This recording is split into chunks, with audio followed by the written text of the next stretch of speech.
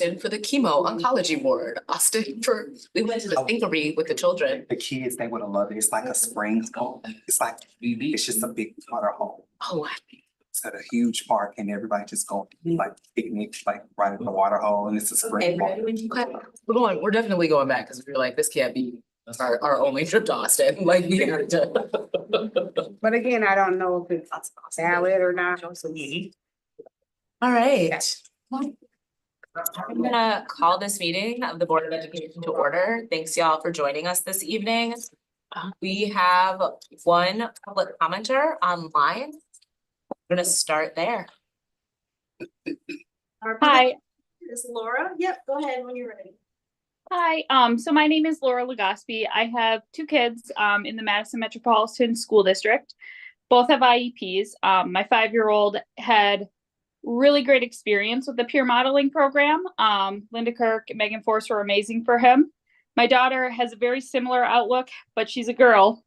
And sometimes autism is not the same expression in males versus females. I think that's becoming more of a common knowledge. But basically, initially my daughter was accepted into the peer modeling program until they found out she can't speak. Then they said, okay, we need to stop. We need to evaluate her.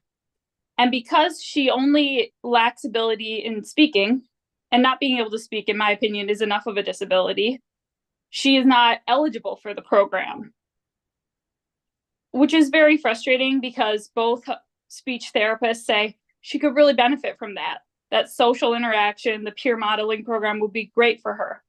But because she only lacks ability in speech and not OT issues, she's not eligible. That being said, I've also been in contact with the teacher who says the program very frequently isn't full. So I feel like we've got a program that could be really great for a child, and we're not allowing her because she kind of fits right in the middle. She's not able to speak, but she doesn't have enough of a disability or a medical diagnosis yet to fit into the other option for that program. So I just wanted to speak to you all about that tonight and maybe see if you would be able to look at that program and consider allowing other students into it who don't fit into A or B, but could still benefit from that program and that learning environment.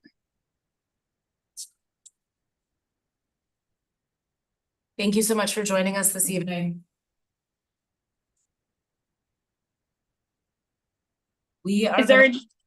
I'm sorry. Is there any way I could discuss that with any special education board members, or how could I further have this conversation?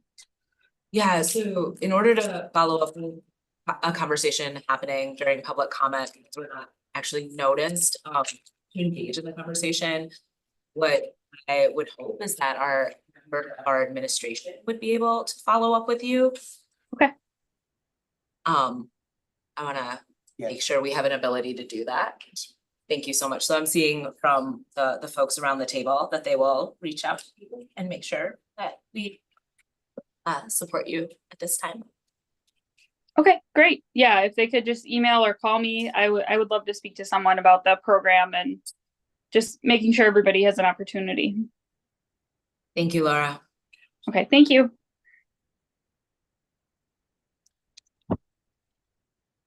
All right, we are going to shift to our regular agenda before we dive into our kind of main areas of focus this evening.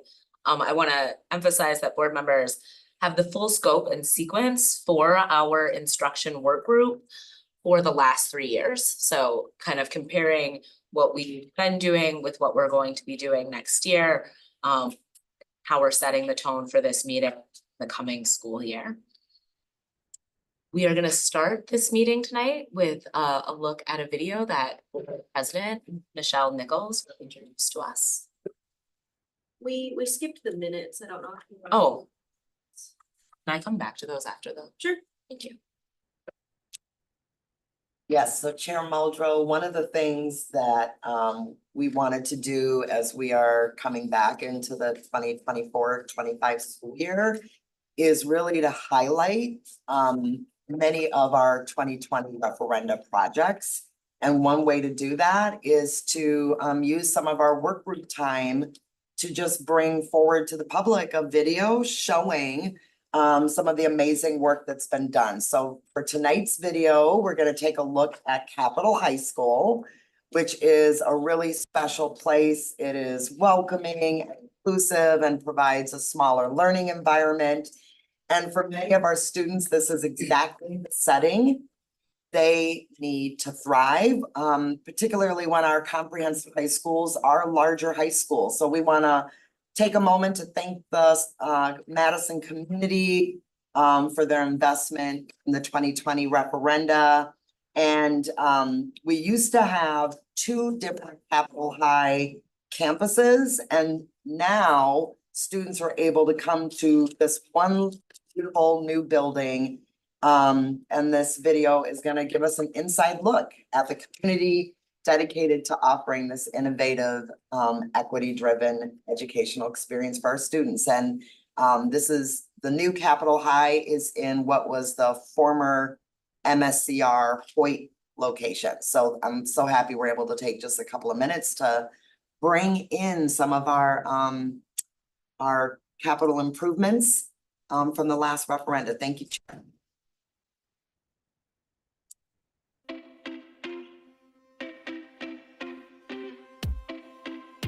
We're really thrilled to welcome the Capitol High community to our district. Come on in, welcome to Capitol, let's go.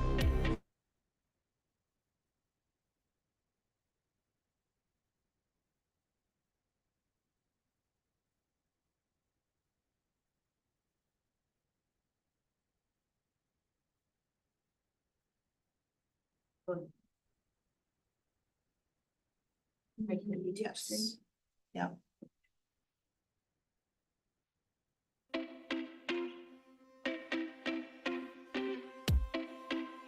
We're really thrilled to welcome the Capitol High community to our district. Come on in, welcome to Capitol, let's go. Means everything to me.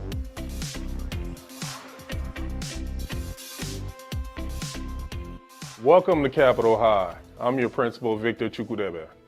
I want to thank you all for your support for the 2020 referendum, and because of that, we're able to get this beautiful space for our students and our Capitol family.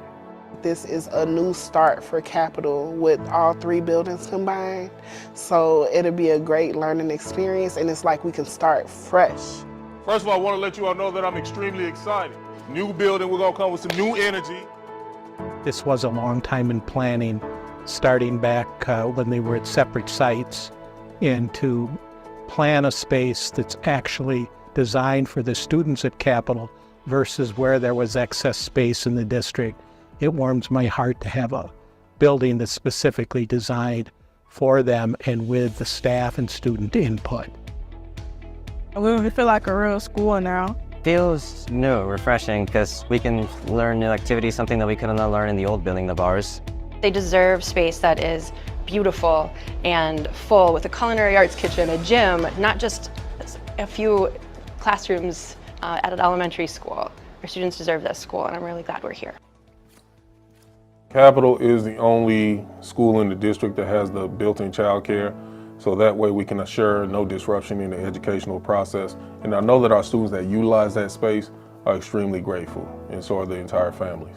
Had some definite feelings of all the memories we made at SAPAR and Capitol High parenting over the decades.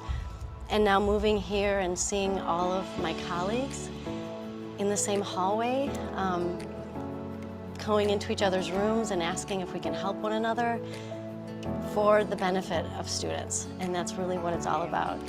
It's good that we all in one big community so that we all can grow together, learn from each other, and experience this new building.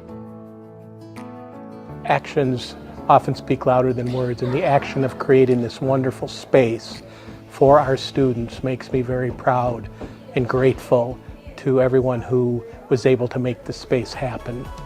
Now that we're all under one roof, what it means is now they have a place that they can call home.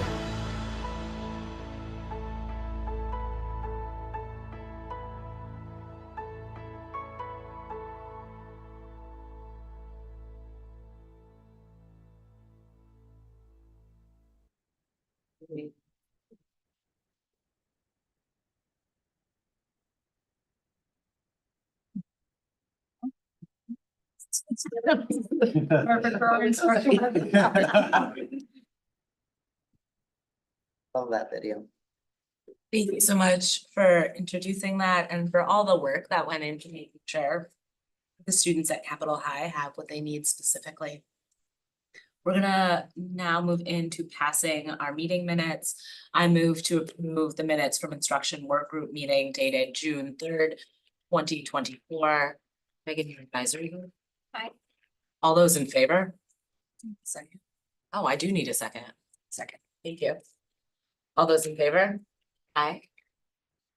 Right, and that motion carries. I'm sorry, Maya, I don't see you.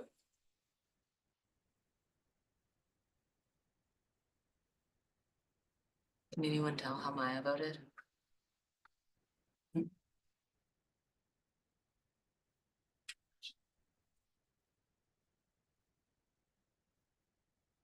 All right, based on who I can see, that motion carries 5-1. Okay. And now we'll move into our main agenda. I will hand it over to Cindy Green. Thank you so much, Board Chair Morrow. Good evening, everyone. Jesse, would you mind pulling up the slide? Before I kick it off, I will just see if Superintendent Dr. Gathard wants to say anything before we jump into our content. Great, thank you, President Nichols, members of the board. It's with you tonight to dive into a little bit about how our central office supports school improvement. And, you know, this process I have some familiarity with because it's in many ways, some of the language is the same, but I'm quite pleased to share with you and to see and observe what has been added to this. You know, our role in central office is to support our schools. It's a vital role of our assistant superintendent for school leadership and the associate superintendents who are here with you tonight, as well as Cindy Green, Ms. Green, coordinating all of our work in teaching and learning to ensure that our schools are set up for success. I also think it's important that you understand my framework for how I look at this really vital work. The first is vision. You, Board of Education, cast a vision in terms of how we do our work and what you want to see accomplished in our schools. Structure is next. We have to then set up our schools, set up our teams to be able to support those goals, those objectives. Next is support. If we're going to set up a structure, we have to support it. That could be PD, that could be budget decisions that are made throughout the year, or especially in budget season. It could be competitive grants that we see. We are looking to support our efforts. And the final is accountability, making sure that if we say what we do what we say, and we're sharing with our community how successful we are, or where we've come short, where we have to continue to work deeply to change the outcomes that we all want. I'll say in my experiences, one of the most common things that we do is we cast a great vision. We tell everyone what we're going to do, and we jump right to accountability. We give little or less than sufficient structure and support, the structure and support frame, the kind of attention and dedicated effort that it deserves. And I think it's a question for you as board members that I would like to float to you, is that you consistently ask, how are we supporting this? What kind of structure? And structure is more than people. Structure can be, how do you organize the people? It doesn't always mean that you're adding positions or changing here or there. It's how are you accomplishing the goals that we've set forth for the district. So wanted to share that with you. And we've got a lot of information to go through, including some of the upcoming discussions that you have asked us to bring to the instructional work group. And I'll have Assistant Superintendent Green take you through that. Turn it back over to you, Cindy. Thank you so much, Dr. Gothard. Jesse, would you mind sharing the slides? So before we jump in, I just want to acknowledge tonight is our first meeting of the new school year. Cheers. If any of you are like us in the district, we're like, oh my gosh, it's already the new school year and we're just closing out the last row. But tonight is our first board meeting for the new school year. We're starting off with our instruction work group. So Jesse, would you mind going to the next slide? And with that, I think people have seen and people have heard, but this is really our focus for the year. And this is really the words of Dr. Gothard. our focus around ensuring that we are uplifting and centering people, ensuring that the work we do has purpose, and making sure that we are also doing all of this with pride. So we're really excited to launch the school year and to really think about these 3 areas as we do our schoolwork. Next slide, please. And always, we are continuing to center our 3 strategic framework goals. Every child on track to graduate college, career, community ready. Our second goal in the district, and every school and every student is a place where our children, our staff, and our families thrive. And our third goal, African American children and youth excel in school. I think all 3 of these goals will be definitely uplifted tonight as we get into the content of the work. Our core values that we lead with, and you will also see, I think, centered throughout our presentation tonight. So if you recall last year, we tried to ensure that we had a theme throughout our work. We tried to ensure that we were thinking about how the work we bring forth to the Board of Education aligns with our overall district improvement, that we aren't talking about something different here at the board table than we are in the work that we are focused on every day with our schools, and centering that around our goals. We also are trying to lead with improvement science. We really want to think about those core principles that drive improvement. And I think tonight you'll see how we're thinking about that for this new school year. And then really trying to think about data literacy and how the work that we do is centered around data, and both qualitative and quantitative data in the decisions we're making and in the changes we make throughout the school year. Next slide, please. So tonight's presentation, as Dr. Gothard already alluded to, is going to be centered around our continuous improvement process and how we're thinking about a systemic approach to that across the entire system, from the district level to our central office departments and to our schools. And we're going to spend some time highlighting our school improvement process. So I want to introduce the team that will be doing that work. And when we're done with that, we'll talk about our instruction work group scope for the year. So tonight we have Bree Monahan, who is on Zoom. She works in our research, assessment, and improvement department. And then at the table with me, we have our Office of School. We have our Office of School Leadership, led by Carletta Stanford, that I believe everybody knows, who's our Assistant Superintendent of School Leadership, Chelsea Tubbs, who's one of our Associate Superintendents for elementary, Dr. Angie Hicks, who is our Associate Superintendent for middle school, and Jay Affeld, our Associate Superintendent for high school. So with that, I will turn it over to Bree and the team, and they will walk you through our process. Jessica, can you go to the next slide, please? And one more. And I'll turn it over. Bree, go ahead. All right. Hi, everyone. Thanks, Cindy, for the introduction. So I'm here tonight to kind of kick us off in talking about our improvement system in MMSD. And want to start with the acknowledgement that this work is complex. We as members of MMSD are part of a really complicated system. Improvement work itself is multi-layered, and it's not just a technical process, but it's highly adaptive and relational.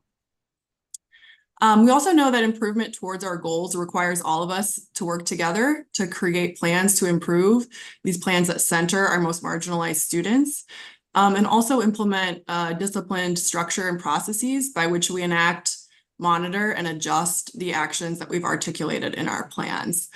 As Dr. Gothard mentioned, we've had some iteration of this for schools for many years through our school improvement planning process, but where we've really built out this work is in thinking about a structure for continuous improvement that touches all levels of our system, not just our schools.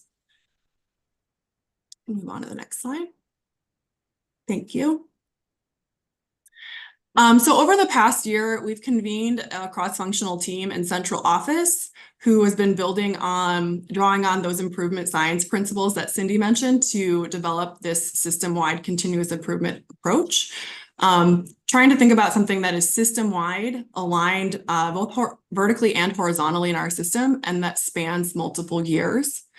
We have 3 different kinds of improvement plans that make up this approach. We have our district improvement plan, or our DIP.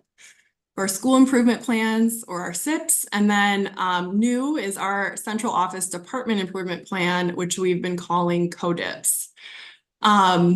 We thought it was important to make sure that we're designing this improvement approach as an interconnected system, not just a series of plans that sort of operate independently in their own spheres. So one of the ways that we did that is by intentionally designing these plans to have a common foundation. We know it's a best practice for everyone working in complex system like MMSD to be engaging in improvement in similar ways to really reinforce those practices. So one of the ways of one of the common features that all three of these types of plans share is a common multi-year timeline. So they're all effective or written for 2024 through 2027. We want to see sustained change and improvement in our system. So we know that we need to give time for strategies to take hold and flourish and see those results that we're hoping for. All three plans also utilize the same technical platform, our plan for learning software, which allows us to create coherence by looking at the district level across all of the different plans through that software. And then finally, all three of the plans are anchored in common goals aligned to the strategic framework and performance objectives in the areas of literacy, math, high school completion, and attendance. So this is, acknowledging that we do all have different jobs and roles in our system, but ultimately we're driving towards the same outcomes. So mirroring that across all of our plans. And then lastly, those four performance objective areas, our goals and our metrics mirror what we're already being held accountable to for the state and federal accountability systems. So trying to make sure that there's alignment in that as well. On the next slide, thank you. So in addition to having implementing these plans that have common features, we also wanted to think about how the different levels of our improvement system interact with one another to drive improvement. So we came up with a metaphor to sort of illustrate how we envision our improvement system working. So on the right-hand side of this slide, at the top, we have our strategic framework, which sets our overarching district direction. You can think about this as our North Star. We are always sort of looking up and heading in that direction. Next, we have our district improvement plan or our DIP, which is a high-level plan for the system. So if you think about the strategic framework being the things that we want to see or achieve, the DIP articulates what do we need to do to get there as a system. In our metaphor, we think of the DIP as our compass. So it's always pointing north towards the strategic framework, but it's not highly specific. It doesn't tell you the exact route that you need to get there. And then that leads us to our SIPs and our CODIPs, which in the metaphor are our GPS. And those are the plans that schools and departments write and monitor that articulate how we're going to get from point A to point B in alignment with the DIP and the strategic framework. So a lot of this work has been done in the 2023-24 school year. Like I mentioned, that cross-functional team built out the district improvement plan, as well as sort of this whole framework for how we've been thinking about improvement planning in MMSD. We had select central office departments pilot the CODIP process, and then schools developed and implement their school improvement plans. Looking ahead to next year, MMSD will implement the strategies outlined in the DIP and also go through that monitoring process and adjustments. All departments will write and implement CODIPs that are aligned to the district improvement plan. And lastly, schools will continue to implement their school improvement plans. And we know that like having a good plan is not enough. Even the best plan, if it sits on a shelf without being checked in on, without a process or a routine to bring it to life, is not going to yield improvement. And so that is why we have our QRP, or our quarterly review of progress process. This is our disciplined routine for monitoring and adjusting. And it's another practice that we have for creating coherence in this improvement system. So quarterly, we stop to reflect, review data, and think about what we've learned, what we might want to adjust. And then each group sort of has role-specific actions. So the senior executive leadership team is reviewing the data, reflecting and considering system implications and making adjustments, primarily with the focus on that district improvement plan. Schools are monitoring and adjusting their SIPs after reviewing the data. Central office sort of has multiple roles. So we're learning from what we've heard from schools through their quarterly reflection to inform our school support. And we're also monitoring and adjusting those CODIPs at that time. To round out the cycle, the Board of Education receives a summary and helps us stay on track and monitor our progress. In the quarterly reviews, like I mentioned, we're reviewing data. The data that's reviewed is common across the groups, and we have multiple types of data that we're looking at. Student data, so formative or interim predictive data that is kind of projecting out to our end of year goals. So we'll look at things like literacy screeners, look at things like quarterly attendance, quarterly behavior events. And we'll also look at implementation data that's specifically aligned to the improvement plans themselves, to check in on the fidelity of implementation, to see if we're doing what we thought we would do and figure out where we need to adjust.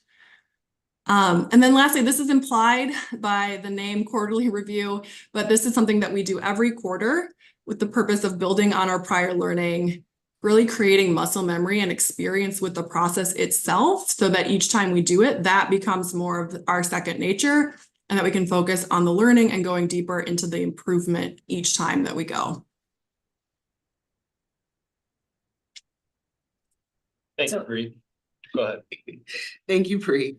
So thank you for the comprehensive overview of the plan. Now we're gonna dig a little deeper into the SIP and what this looks like within our schools.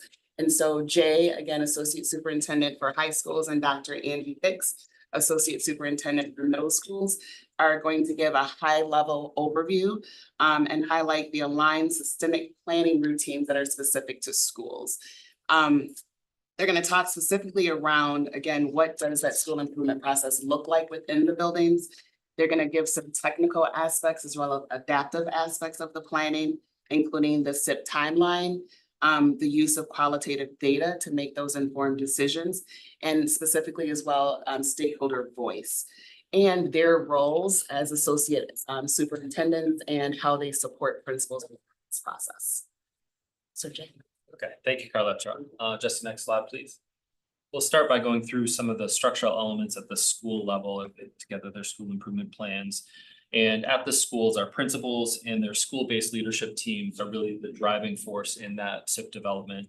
As associate superintendents, then we support them in that process, providing the support that Dr. Goff referred to, and then also sort of the accountability to stay on track and make sure that they're doing the process with fidelity and engaging and involving stakeholders throughout. Our school improvement plans, as Bree mentioned, are multi-year plans on a 3-year cadence so that we can maintain consistencies with strategy and approach, and professional learning, and some of the investments that our schools are making as they put their foot in the ground and point in a different direction, that they're staying consistent and staying on track over a 3-year process. Likewise, Bree mentioned that we're using the same process at the district level that our schools are using. Again, that provides additional coherence and consistency, and that our central office team is mirroring the same steps, modeling for our schools the same process. Bree also mentioned our common focus across schools on literacy and math proficiency, 90% attendance, and also high school completion for our performance objectives. And so at the district level, we set baseline expectations. Literacy and math baselines are set at 10% of increase, attendance 15% increase, and completion 3% increase. And for goal 3, our schools have additional and more focused strategies, and those baseline targets have been increased to 15% for literacy and math, 25% for attendance, and 6% for completion to accelerate progress for our Black or African American students. Schools can increase those baseline targets, and they can also add additional performance objectives if they choose to take a more aggressive approach. Next slide, please.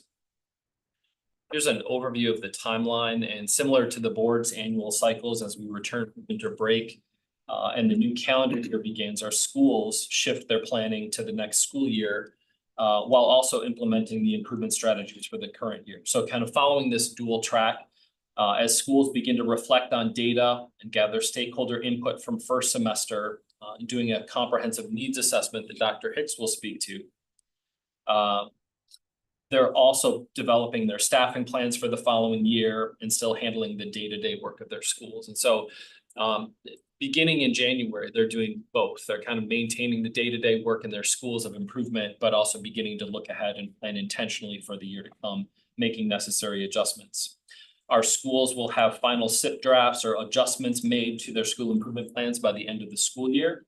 Over the summer, they're making adjustments, receiving feedback from the central office team here, adjusting their targets for the year based on end of year data. And then of course, preparing for the launch of the school year as their staff return, making sure that they're onboarding new staff and getting everyone ready for the work ahead in the new school year.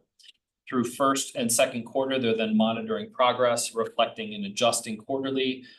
And then as we get into, again, winter break and shifting into the new year, then they're taking on the planning for the following school year. So that's what an annual cycle looks like. And I'll now turn it over to my colleague, Dr. Angie Hicks, to talk in more detail about comprehensive needs assessment. Next slide, please. So the comprehensive needs assessment is an integral part of the school improvement process. Our CNA is important for continuous school improvement. Schools look at all types of data that helps see the entire system. They look at the strengths and the pain points of their system, build root cause analysis, as well as connecting the elements of the learning organization and how they relate to each other. That the CNA also makes links to data results, and it helps schools to think about how they move the whole system towards improvement instead of just focusing on one small gap. Next slide, please. Our perception data, which schools also look at, helps schools understand experiences through qualitative data. The narratives of our stakeholders help us gain a deep understanding of their experiences and require direct interaction. This might be accomplished through empathy interviews, targeted surveys and focus groups, whether it's student leadership groups or parent groups, and developing an engagement plan that can help to identify whose experiences we need to understand and clarify how we'll do that as schools.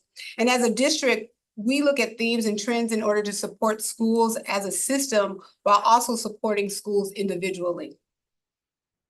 And at the school level, it is very individualized. Their school context as communities and schools need different things. Next slide. Thank you. Stakeholder voice. Whose voice are we looking for and listening to? Student and families are the stakeholders, and we must think critically about how and which students and families we engage. We know that we have limited resources and time, so we must prioritize our engagement efforts. Our Equity Foundation demands that we prioritize whose experiences we uplift, who is most impacted, and who faces the greatest barriers to voting. As one of our core values, voice, we seek out and evaluate and elevate the voices of all in our community with special attention and leadership of our students, staff, and families of color. Next slide. So I just want to reiterate a couple of things. I think it's really important what Dr. Gothard mentioned in the very beginning, that there's some things within the SIP process that he's familiar with, but also a lot of learning that has occurred and adjustments that we've made and the way that we now implement and have the process for school improvement. In addition to that, I really want to emphasize as well that this is a fluid process and a living document. So there's intentionality around the quarterly reviews of progress in which we're looking at the data, we're looking at stakeholder voice, we're making adjustments as needed based on the needs of the school community. But that's not the only time that that is taking place. So schools are also working with their SBLTs and continuously reviewing the SIP so that we'll know where we are within that 3-year cycle. So we're always looking for the ways in which, how can we get better at getting better. So with that, and as well, Chelsea Tubbs, who's the associate superintendent, sorry, Chelsea, for one of the associates for elementary is also joining us tonight. If there are any questions related to elementary, to be able to answer those. Thank you. Turn it back over to Anna. Thank you. All right, any discussion from board members? Recipient? I'm sorry, yeah. So I saw everyone. So I'm gonna start here. And I'm gonna go around and I'll go online. Sounds good. Okay, thank you. I appreciate the presentation and the process that's being made more robust. I'm really curious about the balance between being nimble as data comes in and staying the course as we give students a chance to grow and to have been impacted by what you're trying.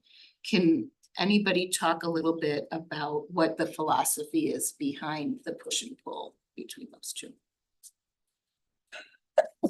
I can start. So I think we recognize that our principals, our school stakeholders know their community best. We want them to have the freedom to really dig into that, to sort of understand what's working, what isn't, and look deeply at root cause so that the actions that they take are most effective.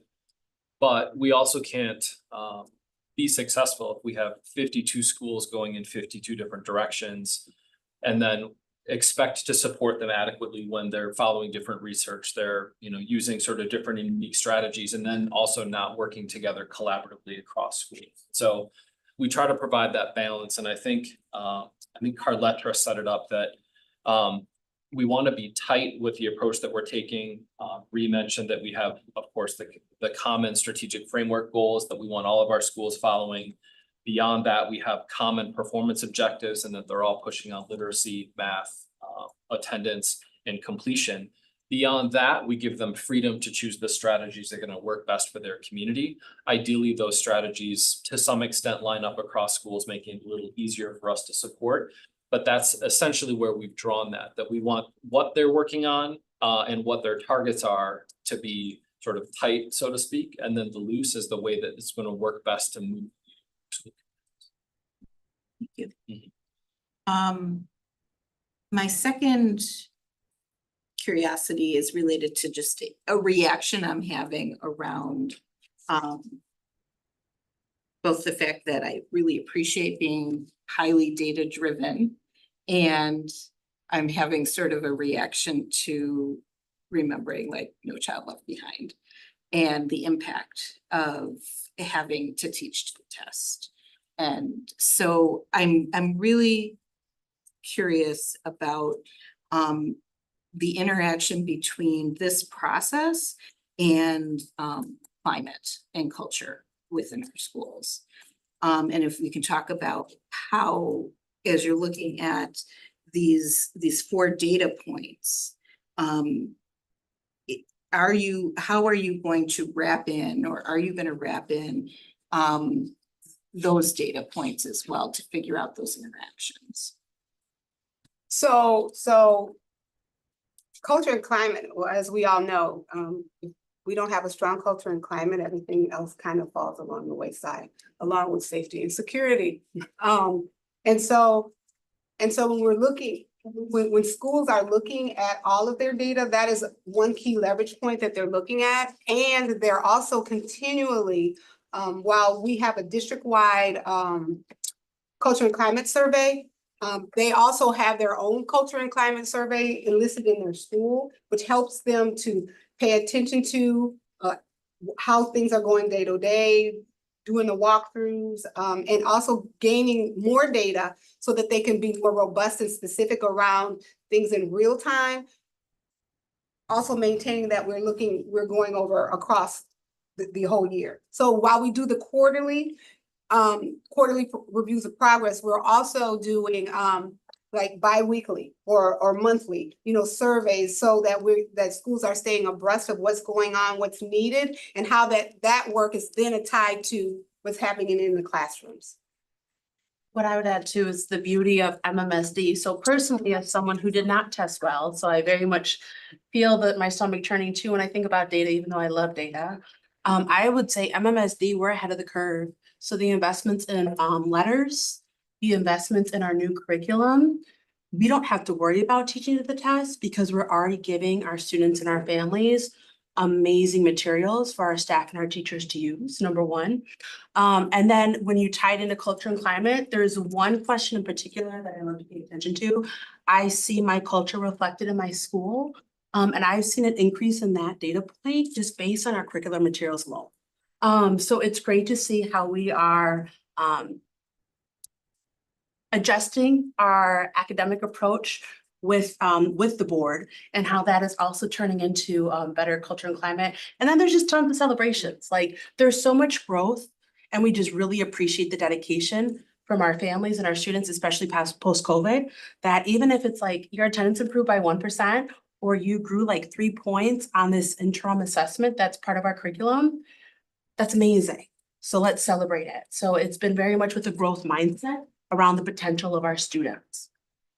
And just the last thing to add, especially around that growth mindset and to provide clarity, when Jay gave the numbers earlier, that's over the 3 years, right? So that's not expected each year, but that's over 3 years. Yes, because I was. That jumped up quite a bit. Doesn't seem realistic. All right. I'm gonna move online. Board Vice President Pearson. Yeah, I think Savian had his hand first. Sorry.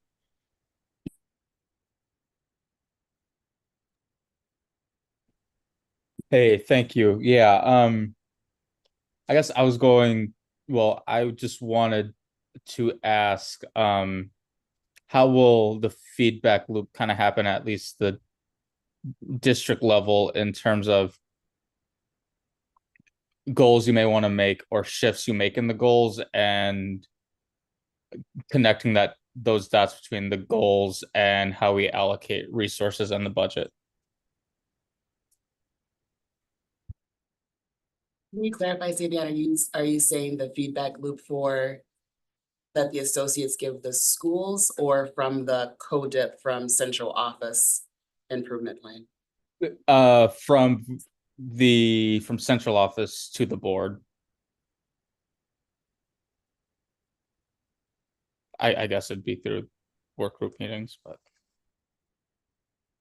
Sabian, let me just make sure I understand your question. Thank you. You're asking how the board gets informed of the progress we are making as a system, as well as the progress schools are making? Yeah, and how that aligns to resources. Yep. Yeah, and whether, the investments we make as a board are helping out with the goals.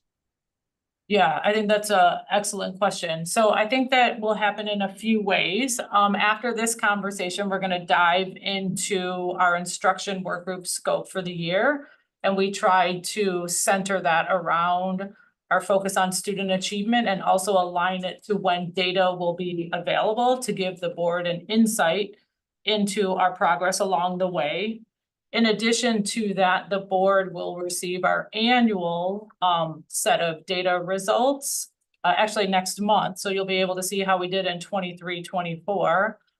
And then in addition to that, I think the way at least in how we have done it in the past is we've looked at our greatest needs from a budgetary standpoint and really tried to align that to what we used to call like our equity projects. So for example, you might recall that this year the board made a significant investment in K1 to really ensure our focus on early literacy continue to move forward, knowing that we aren't where we want to be yet. And we felt like part of our strategy was to have smaller class sizes to do intentional work at K1.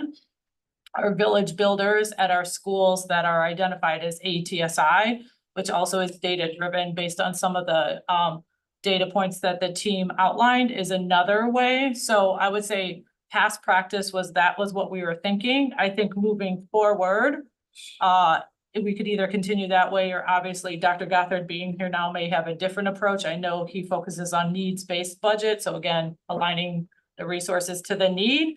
But I think that's an example of how we've done it and how the board will have insight into our data along the way. Does that answer the question? Yep, thank you. You're welcome. Thank you, Board Member Castro. Board Vice President Pearson. Yeah, thanks. So okay, so I had a question about the tracking, like the data mechanisms. We're able to track students like progress, like individual students, and not necessarily like schools, like having that data kind of at the schools tracking, and then we get that information from the schools, or is it that we are able to see even in admin the tracking of each student individually at every school? Does that make sense? Yeah, you're specifically speaking from a board perspective in your dashboard. Well, And just in general of the dashboard. So schools are able to see individual students through our data dashboard 2.0, as well as EduClimber, which is our #1 like school facing platform. And they use that information both to drive individual student progress and improvement, as well as school level. I don't think at this table, when we bring updates to you, you will see an aggregate set of data, not necessarily student level data, but I'll look to Bree to just verify that. Yeah, I think Cindy, that description is correct.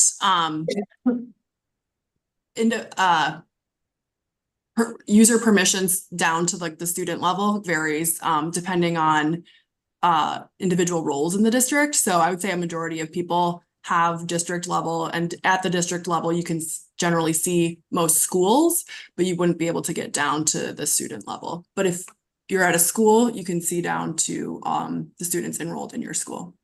you know, that's fine. I'm not insinuating that the board should have access to that. It was just that I know that there are systems out there, and I know that some school districts, they are able to track a student from when they first enroll into the district, when they until they graduate. And so like interventions and different like we can see like the data flows based off of when we introduce like letters, like how the growth of reading has happened, and so we can see down to the student level. And so I was just wondering, with our systems, are we able to not as a board, but just as a system, able to see individual students progress in a way that allows us to make real-time decisions individually for the student, but then individually for our schools. And it's kind of coupled with Savian's question. I think there was a piece that, from my understanding, what he was also asking was if there are real-time changes in the movements in which we need to go, how would that be based off the data? How would that be kind of brought back to us? If it's just going to be in a work group, or if it's going to be in other ways. So that's just, yeah, I just want to elevate that piece of that question. So, but thank you. I'll just answer your data question piece. We definitely can monitor students across time, and we look at students as they transition and go through their trajectory all the way to post high school. So that isn't data that we always look at as a system, but there are mechanisms that we have done that, and we continue to do that to really learn like long-term decision making versus in the moment. Thank you. Thank you, Board Vice President Pearson. Board Member Mosmer Falcon. Thank you. Okay, I think I have most of my thoughts organized. There's just one other. Okay, I think I got them all. The first thing is that it seems super exciting. I love a school planning, improvement planning process. I especially love the care you've taken to bring the qualitative community input in. Both as like a way of engaging school communities and also of like finding out what people need, both at the same time. I love that the 3-year plans, that's great. I remember some kids like maybe questions or like, I don't know, you said like a reaction to having the goals and metrics mirror the state and federal accountability metrics. I remember last year at this time hearing about the work that you all were doing around getting district office stuff in line to be able to like approach schools with a SIP planning process and getting some of the like culture and climate stuff in order to get to a point where people are like ready to plan collaboratively. Like talking a little bit about like, okay, we're gonna be so focused on these metrics, but like we can learn from history about like the pitfalls of that. And I didn't hear anyone talking about like how we're gonna avoid that. Except that like we have good stuff now, but I worry, and maybe this is something to bring in other board meetings, like what about later? Like, what about later? When the state and the federal metrics continue to be sort of like, what do I want to say? Industrial, I guess. And like, we're trying to have like a lot of heart as, you know, actual local school district. So that's something I continue to be concerned about. I have a bunch of questions, 3 questions about the strategies and 1 question about the comprehensive needs assessment. For the strategies, like I keep hearing you say it like 2 ways. Like 1, I hear like, okay, the DIP has strategies. And then I hear, but the schools are choosing strategies. And so I'm sort of like, I'm confused. No, I'm curious. I'm curious about like, if there are strategies outlined in the DIP, like what are they? And if the answer is go look online because it's online, that's fine. And then I'm curious too about like, what's the, do you have like sort of a standard way of approaching what strategies you're gonna include in there? Like, are you like, okay, we've got a 10-point checklist or we've got a rubric? How are you making choices about what strategies go in the DIP? And then I heard you say that schools can add strategies. So I'm curious if schools are adding strategies, like does it feel to schools like, okay, great, we got 3 really good ones from the DIP and we have 2 really good ones that are local? Or is it kind of like nobody's adding any strategies because it's too full? I'm just curious how that's going. And then my question about the comprehensive needs assessment is really similar, which is like, are there trends that you're seeing like, okay, 50 schools said that we need this, and I'm curious what those are. If you want me to go back to my questions and ask them one at a time, I sure will. Before people start jumping in about the strategies, because I know you all are probably that question. I just want to say that one of the things that we talk to leaders about a lot is the purpose of the SIP, right? And that everything that we do, and this goes back to what we talked about at the beginning with the complexity of school improvement, can't live within that SIP document. And so then making priorities and really looking at what are the needs of the schools based on that stakeholder voice, based on assessments, based on the comprehensive needs assessment as well. So just keeping that in mind as well. Everything that a school does and pays attention to does not necessarily live within that SIP document. You sound like my boss. All right. So associates, you all wanna? Yeah.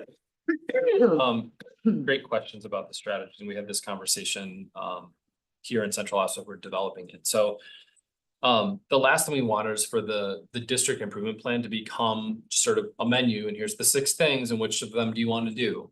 So instead, the district improvement plan strategies are more at the 30,000 foot level. Like, you know, a robust curriculum is going to push on those outcome metrics, really strong kind of research-based instructional practices, really strong formative and summative assessment system that supports all that work. And then within, schools are more at the 10,000 foot view to say, and this is what we're going to do in terms of school-led professional learning. This is what we're going to have our teacher teams working on to take into their classrooms. And then the 1,000 foot level would be that sort of more explicit work that teachers are doing in their classrooms, student group work, individual student intervention, scaffolding support, that sort of. So it starts really general, essentially to sort of provide the guardrails. I think Bree mentioned that sort of provides the destination. And that the school improvement plans is more like the route we take to get there. And schools might take slightly different routes, but we're all headed the same direction. Is the district improvement plan available? The way that school SIPs are? So Bria, you okay if I jump in here real quick? Cause I just want to make a connection. So the draft of the district improvement plan was what we did a high level overview during our retreat when Beth Vade was there. When we make the copies of it for everybody. Yeah. It's not on the district site yet because it's in kind of, I would say, final draft phase, but just to recall for the board, that was that document we went through. That I remember Nichelle was like, just to jog your memory, like, oh, I'm curious what that means when we were talking about high school completion. And the strategies we listed were very high level. So just a reference point to that was the district improvement plan draft. So I appreciate that. And I guess, Jay, with your answer about how the DIP strategies look. My question about like our schools adding strategies, like they must surely be then because the high level stuff is broader. Okay, cool. My last question is about if there's trends coming out of the comprehensive needs assessments.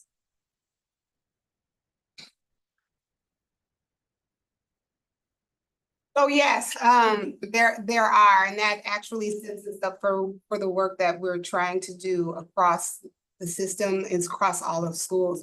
And some of the things that have like trended out or come out is just making sure that of course, attendance. So why are kids, like, how do we get kids in school? What are strategies that are really going to be impactful? All of our strategies that we use are research-based strategies. So it's not just like, oh, we're out of clear blue sky, but really being intentional about attendance and how that looks and what families need, what student needs are, individual conferencing with students, and not just and home visits, really being intentional about what the needs of students are. But that was a big thing that came out in the CNA around attendance and what is needed for students, because we know if students aren't in school, they're not learning. So that's just one way to think about it.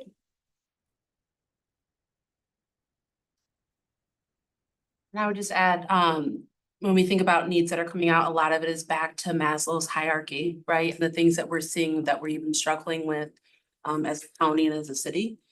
So a lot of the things that are coming out, and also coincidentally, we also have the community schools needs assessment. So a lot around housing, mental health supports, and those kinds of things before we even talk about state testing.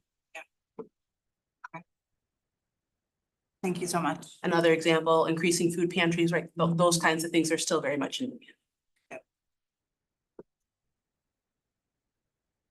No, I really appreciate your thoughtful answers and the work that you've done on this, and shout out to the school leaders who are watching. I appreciate your work on your local SIPs too. Thank you. Student rep Megan. Yeah, thank you.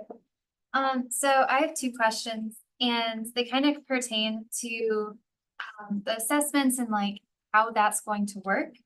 So I guess like in the context of all of the qualitative data you guys are taking in, focus groups, surveys, who does the responsibility fall on to carry that out in the frequency that it needs to be?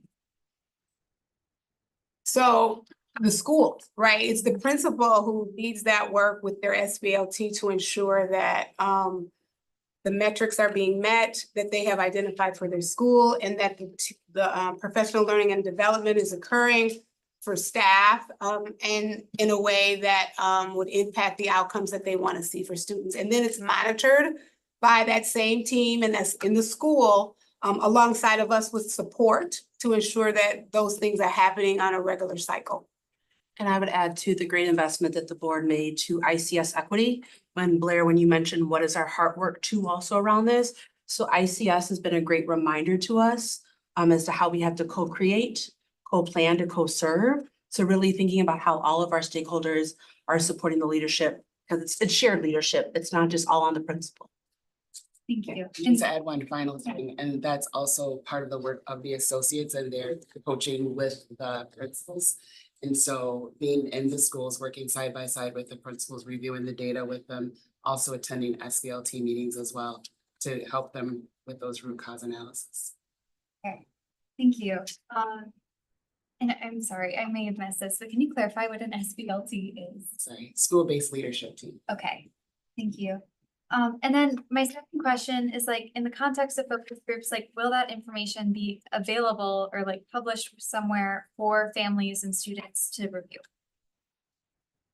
Or is that considered confidential information, even if, you know, names and anonymity is contains throughout all?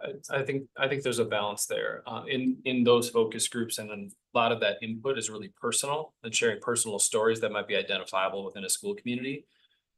Bree and our central office data team did a lot of work with schools. I think Dr. Hicks mentioned a lot around perception data, which can show up in the climate survey, but then it also shows up in a conversation that someone on the leadership team might have had with an individual student about their experience. And so it's comprehensive. Data comes from everywhere, day-to-day experiences, first semester, summative data, et cetera. I think what you could expect a school to report on is when they start to share what they're working on as a school, and what their improvements or what their SIP includes in terms of strategies. What is that based on? What did they hear from their community throughout their needs assessment in the spring? Which will probably come across as a little bit more generalized, just to protect some of the personal stories. Those are such excellent questions. Thank you. And I greatly appreciate the answer and explanation. Board President Nichols. Yes. Thank you all for your hard work on, explaining how you're trying to set the right structures for the entire system to be kind of heading in the same direction. And I want to just start by saying I really appreciate hearing words like complexity, setting a direction, and moving up on a similar path. I feel like that kind of embraces the complexity of the system. So I really appreciate hearing that language. I think I want to just circle back on two things. So one is, Jay, when you gave the goals, can you repeat them again? Because I just wanted to make sure I was tracking. And here's how I understood it from last year, because last September we started with kind of district improvement and our school improvement planning. And what I wrote down last year was that there was an expected 3% increase in biliteracy, a 3% increase in math proficiency, an expected 5% increase in attendance, and then high school completion in 4 years would increase by 2%. So that's at the annual level, but I thought you said something also increased. So if you take your numbers. Yeah. Essentially 3 years of 3% gain, we just said 10, okay? So biliteracy is 10% for a 3-year baseline goal. Okay. For math, it's 10%. For attendance, it's a 15% increase, 5% each year as expected. So 15 for 3 years. And completion is 3%. Some of that comes from the fact that right now we're at 88.4%. And so, adding 6% is a lot. As you get close up into the 90s, we're not going to see the same kind of jump. The other thing that I mentioned, though, is specifically resetting different baseline targets for goal 3. So for our Black or African American students, we're not just going to look to make the same progress for all student groups, recognizing the need for accelerated growth for target groups. And so 15% for biliteracy and math, 25% for attendance, and 6% increase for completion over 3 years. Okay. Can I just add one thing to clarify based on referencing last year? I just wanted to make sure the board understood we're resetting for this year to start the 3-year process. So the goals that Jay just mentioned are starting with the 24-25 school year going through 2027. That's our 3-year. You'll get an update on this past school years next month, just to see where we landed. I just wanted you to know that the multi-year plan is starting with this school year that we're about to enter into. Got it. Okay, thank you. That's super helpful. So in the school improvement plan, there are the annual 3-year kind of benchmark goals. And then there's the targeted effort around our African-American students with a kind of a higher benchmark, really signaling that we should be putting more energy in with our African-American students for goal 3. Okay. So I think my follow-up to this is when I hear board member Mosner-Feltham's question around, like, are there trends coming up in the comprehensive needs assessments? And when I see that there is a commitment to the qualitative, the experience of students and staff, and bringing in that voice and perception and realities. I don't even want to call it perception sometimes, because sometimes it is actually people's realities. I think what I'm curious about is, how does this improvement system help you all and our school folks become more sophisticated at identifying, like, persistently holding patterns? Because you can engage folks and hear from them, and it could validate and confirm what you already knew, or you might be surprised and learn something new. And at the end of the day, like, how across either our system are we able to say, like, there are some patterns that have played out in MMSD for years. We're hearing it this year, but my grandmother heard it 25 years ago, or like there, you know, because I kind of feel like when you're in the midst of complexity, like a dynamic, always changing system, at some point we have to get more nuanced about being able to say, like, this is a pattern, that's a pattern, this is a pattern. And setting this goal isn't necessarily going to help us shake the pattern. And so I don't know if it's the strategy development or getting a better idea of, like, what do we think is holding that in place? How do we actually think a school that's listened really deeply and closely, and they think they better understand what's going on? How do we actually, like, shake it up a little bit? So I'm just curious if this kind of continuous improvement helps us get to that. And I don't know if that's through the comprehensive needs assessment, or if that's not really kind of the science of what we're doing. And it's not a got you question. It's just, it's literally, I'm just really curious. I think it's through the comprehensive needs assessments, but I also think it's the ways in which we're working now to support schools. Okay. I think what we've moved away from is the SIP kind of started to seem like a checklist of some things that you had to do, more than based on what a school's needs were, and then how we as a central office department or a central office were supporting those needs of schools.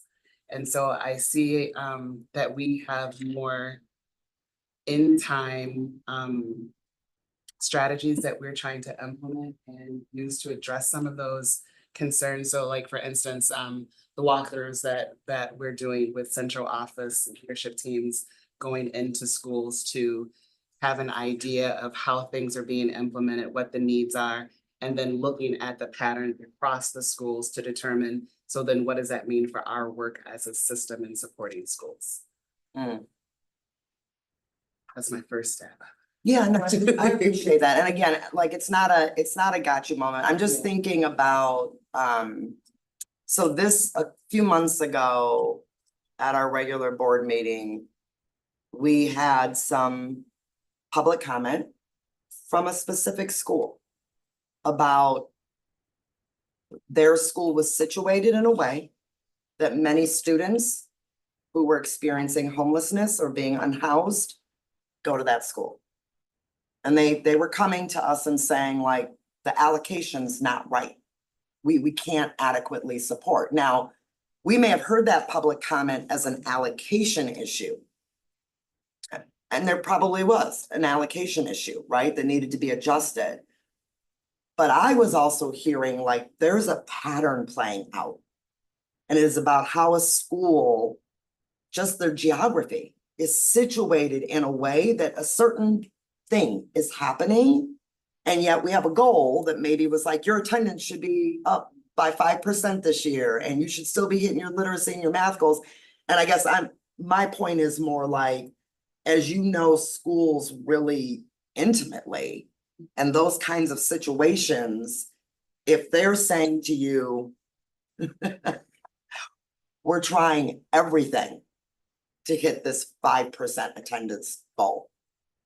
Based on the way we are situated, there's a pattern here that is bigger than us that we can't, you know what I mean? Like, we don't have direct control of, but with what we have control of, we're working our hardest. I don't know that we can get the 5%.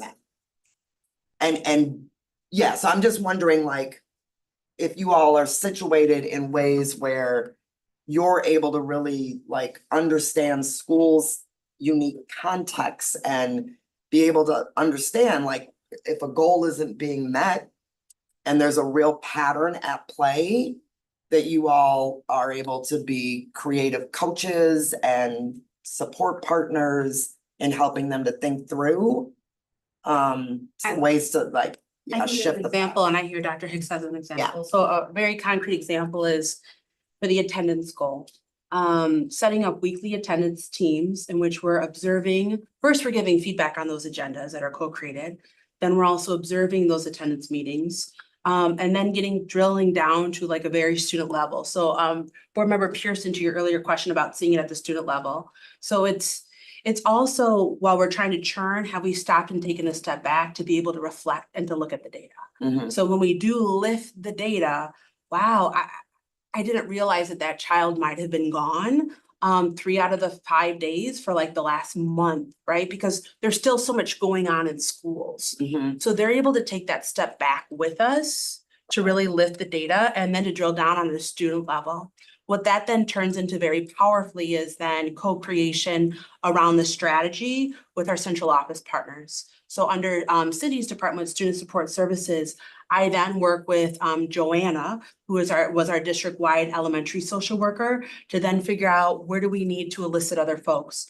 So she is then eliciting DHS around what can we do with this family, and then I'm also working with Sarita Foster around what also can we do with this family and support, and now Sonia Spencer, right? So I think one of the biggest things I've been reflecting on, because it's just like we're still in, like, this churn mode since COVID, where we're able to come in with a coaching session and say, you know what, let's walk around, let's talk, let's breathe. Let's look at your agenda. Let's really look at the data with some really great dashboards that our RAI team has created. Let's go through the intersectionality of it. For example, Black advanced learners, right? Like what's going on there? Let's look at the data, and then let's start creating those agendas and support your school-based leadership team on this, to support your team meetings that you're having with grade teams. And then I'm taking and thinking through, how do we as a central office then come together and support, and where do we need to elicit county agencies to support? So I think that's the work that I know we have control over. And given the time and space, which is what we create as associate soups to do that, that's where I see our roles being really powerful, as being this conduit to so many other sectors within the system. Right, I appreciate. Instead of just looking at the numbers, because we can look at the numbers, but to attach the people to the numbers.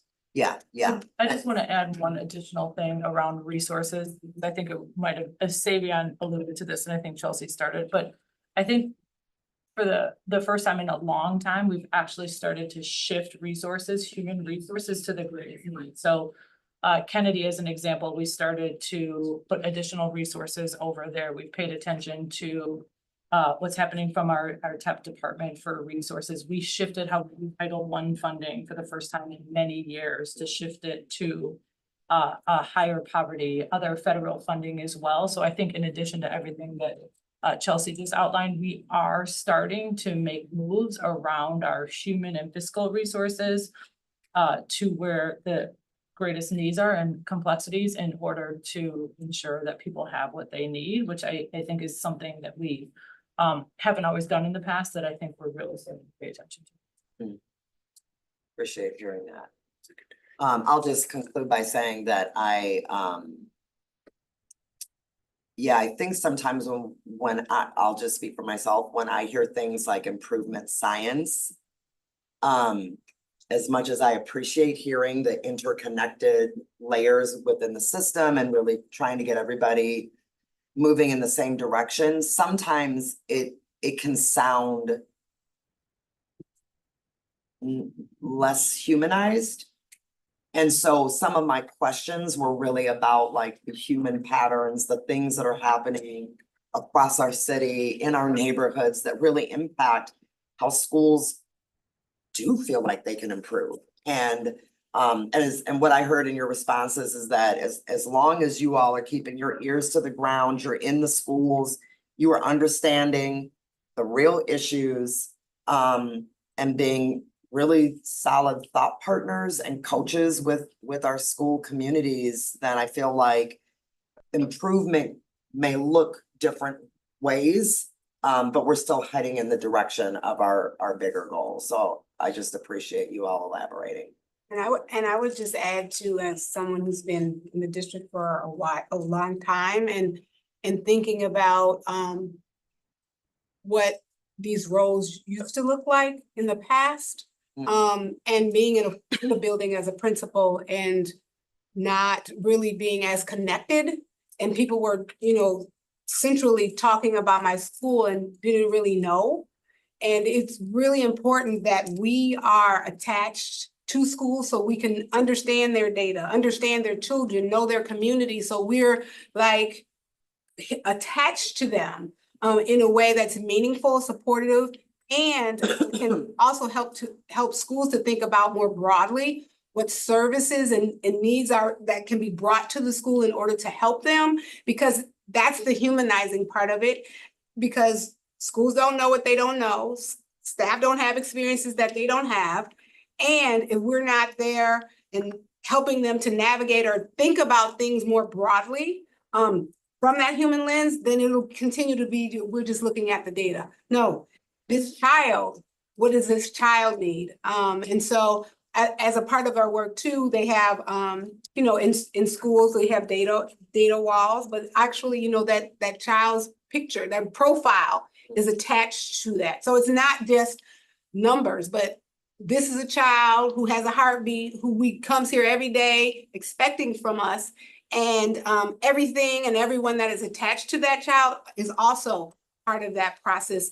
And when we talk about partnerships and all of that, really rooting ourselves in that, not just two-way communication, but really going to communities, doing community walks, going into the community centers. We've done some of that in the past, but really being intentional about, they can't always come to us. We have to go to them, because that's what partners do. We give and it's a give and take. So I just wanted to just talk about that as in terms of our role, that in my mind, that has shifted from my own experience to what I am doing now. It's nice to hear. Thanks. Can I just add one last thing? So. Oh, I know they also. Oh, okay, it'll be fast. In addition to just working with the principals as the coaches and seeing those patterns across schools, they're able to also bring the principals together that might have some like needs. Okay. Do some brainstorming and collaboration as well. So I think that's also key in the work that they do around how they're bringing principals and leaders together, because you might think that you've exhausted all of your ideas and all of your strategies, but that's within your building, right? And so what are they doing over at this school that you might be able to adopt as a best practice as well? That's essentially what I was gonna bring up. So. Look at that. Same wavelength. So, obviously, across our district, a lot of our schools are facing common challenges, and it's not just that MMSD has to fix everything, right? Chelsea brought up partnerships, the city and county agencies that can help push on housing challenges, transportation challenges, no grocery store in a neighborhood challenges. That a school can only do so much in terms of like supporting kids and families. What Carletra brought up is that across the schools with those common challenges, what feels to me has shifted is that schools are much more in collaboration, sharing, problem solving together. Let's all try this. Let's share resources across schools. As we then dig further into this sort of annual process, January and February, your data moved. So tell us more about what you did in September and October, and then that's what we're building in to do next year. We're all doing that next September and October. That's awesome. Thank you for that. I'm gonna pass it back over to your Chair Muldrow, but I do want to just ask real quickly. Since we have so many schools that have now expanded to full day 4K, how do the schools that have full day 4K, are they just included in those bigger annual goals, or is there a set of goals specifically for 4K? Some schools did select to put specific goals in their set related to 4K. Okay. Not all schools did that. So it's varied. Okay. And then the last thing is, last year when we had this presentation, we had talked about co-curriculars as a strategy to increase attendance and or high school graduation. Is co-curriculars still one of the pieces in the SIP? Was it in the SIP? Yeah, so it's one of what we would call an implementation metric that we use. So something along the way that we eventually improves our outcome metrics. And in October, when we look at the scope, we're gonna do a little bit of an update to just tell you where we are around our progress. But yes, it's still one of the mechanisms schools are using along the way to support attendance, academic achievement, et cetera. Thank you. I'm excited that we're gonna get the last year's data, and that you all are also kind of resetting as Dr. Gothard comes in, because I feel like as a board member, it also provides a great opportunity to have a conversation with you about kind of the vision of the district forward, and us all having kind of a reset and like the most recent data. So that, I think that's great. I'm done. I'm gonna come back to Board Member Castro and then add myself to staff. Thank you so much. Real quick, talking about specific goals, just speaking for myself, for this year and years in the future, I would love to see the issue of attendance elevated more explicitly in our conversations and our and how we plan to improve attendance across the district. It's been a persistent issue, not just for us, but for schools around the world. So thank you.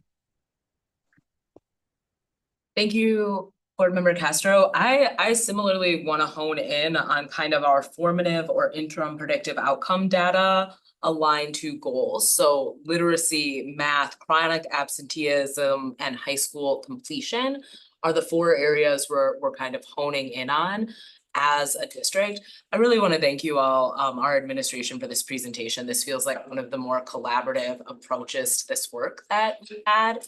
It also seems deeply reflective to have a space for central office to improve. And so my first question is really about kind of looking at literacy and math and talking about K through 12.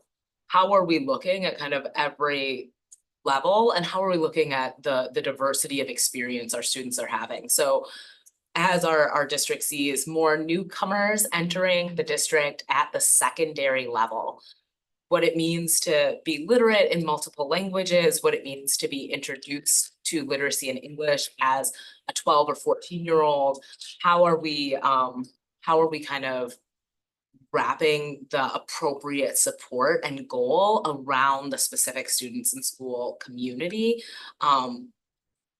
at kind of with an expansive relationship to K through 12. I do want to say I was invited by a student to visit their calculus class at West High School. I was able to go to 2 different calculus classes, and those classes were majority white, majority boys, and just being really frank with you all, there was not a single African-American student in either of those classes. And so how does what we're focusing on this year change that reality in the long term?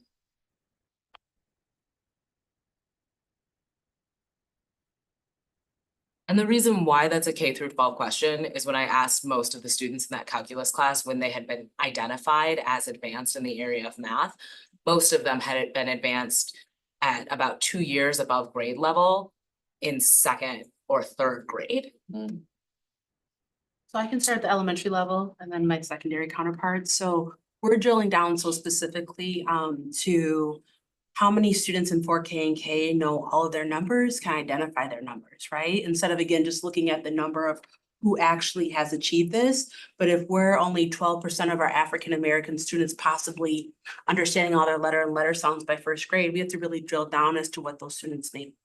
Right now, I'm doing a deep level analysis around cohort growth to then support my counterpart, Dr. Hicks, with thinking about the transition of those incoming 6th graders.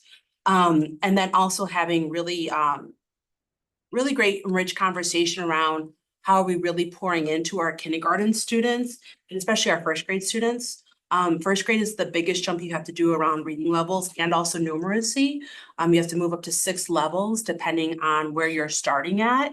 And so that's where we've been thinking about how are we continuing to pour into early literacy and then early numeracy to ensure that by 3rd grade, we know how many students, where they're at, knowing all their numbers, knowing their multiplication tables, knowing how to actually read word problems to solve them. So then as we're going up in the grades, then being able to pass off really successful students to middle school. So I'll pass it over to Angie. I just want to Go ahead, Ali. Yes, please. Because I think one of the most dangerous things we do when we talk about racialized disparities in the district is we talk about them as if they're a reflection of kind of the accuracy of a student's skill set. And so what I want to say is the same students who are the most likely to be punished in our school district are the least likely to be successful in every academic area. That includes gym and art. And the idea that that is about whether or not the kid can perform at a specific level is really complicated. So what I want to ask in follow-up is looking at the disparities between our gender, right? Like whether or not girls are recognized as advanced learners in the area of math. Is that also something that we're doing with our girls is going, we're gonna make sure that at the elementary school level, our girls are just as capable of our boys as recognizing their numbers and their letters? So I've seen moves within our classrooms around very visual things in which staff and teachers are making sure that there's visual representations of female mathematicians. The talk of that, right? Because that's pouring into this growth mindset and expounding possibility and showing them actual living examples of who those people are to then see themselves going there. And then from there and thinking about the data, again, that step back and saying, where are we at with female, male, and non-binary? And thinking about what are the levels of achievement and where they at. So that's that step back within the coaching sessions. And then within, we call them PLCs, professional learning communities, which Carletra and Jay touched upon around great. We see that there's something really great happening at the school in 4th grade with our female students, those who identify as female and their numeracy. What can we learn from that school as a principal cohort? So yes, we are stepping back and looking at the data across gender. I think that there's a relationship factor that needs to be taken into consideration in doing that work. It's not just about whether or not the student can perform at the level, it's also about whether or not a student navigating a specific identity is recognized in that way. And so I think there is both the work we're doing with the young people and the work we're doing with ourselves to make sure that we're recognizing the talents of all of our students. And I do want to get into that a little bit. And I'll just quick add to that. I know Angie's ready to go for you. That's where it's really great to engage for myself and my learning and thinking about my coaching with John Peschel and thinking about where are we at with how students are connecting or feeling connected to our schools or with the staff in the building, to then push the academics. So thank you for that call out. Can I just say this really quickly? I think this is an important work that we're doing as well with ICS and looking at our systems and what are we doing when we're identifying, what are our mindsets? What do we believe as the adults as to what it looks like to be advanced? How does that show up? So not just looking at the data, but also the relationships and how we're doing. Thank you so much. And I would just add, there's a lot more work that needs to be done. Beliefs, mindsets. There's a lot more work that needs to be done in terms of standards and really truly understanding standards.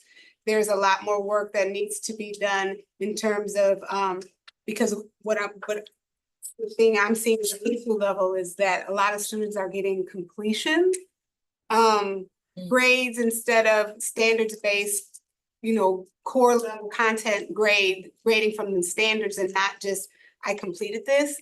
And I don't know, if it's a shift because of the time coming out of COVID, right? But we also have to work with our teachers to help them to understand their standards, what that means. It's not about just getting an answer or counting, but what is the processing and understanding behind that work? Because what I've seen in middle school, if you can do a math problem, then you're really no, well. Let's pull that apart and say what is really happening there. Can you articulate that, or how can you articulate that? Do you truly understand it, or is it just a process that you've learned how to do? Right. So we need to do a lot of work in pulling things back. Going back to what Chelsea said around elementary. It starts there. So if I come in as a kindergarten and I can do some facts and I know some things, because there's such a disparity or people believe there's such a great disparity, not understanding that scholars come to schools in kindergarten with all kinds of mathematical knowledge, but they don't know how to tap into it. And we've got to do more work with our elementary teachers who I believe too, if we just, you survey all of them, I guarantee you 85% of them will tell out their mouth, oh, math wasn't a good subject for me too, but also math is a game, right?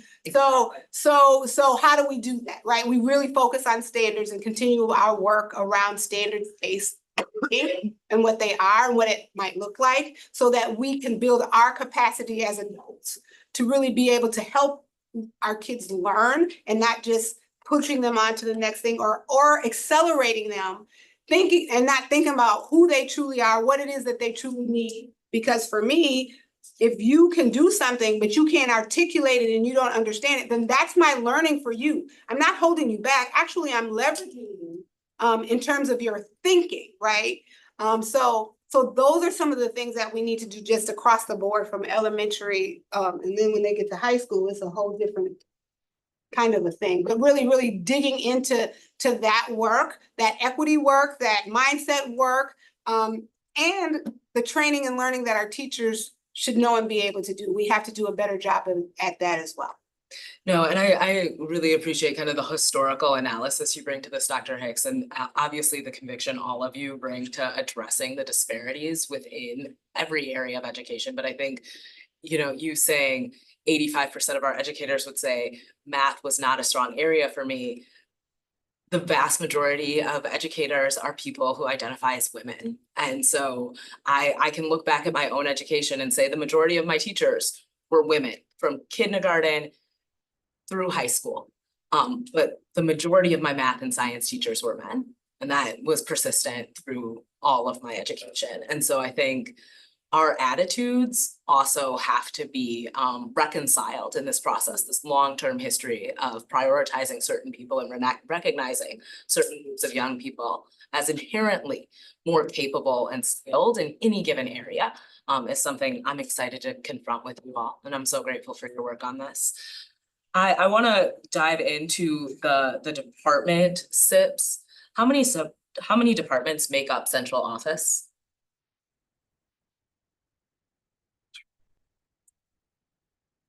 While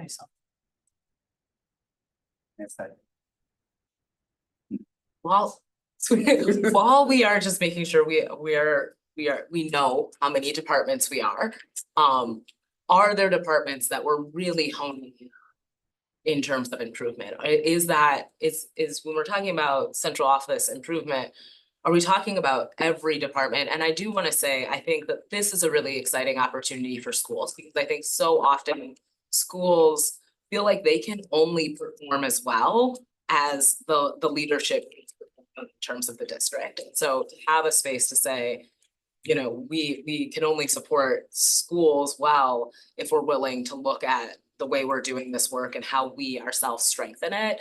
I find to be deeply compelling. Thank you for that.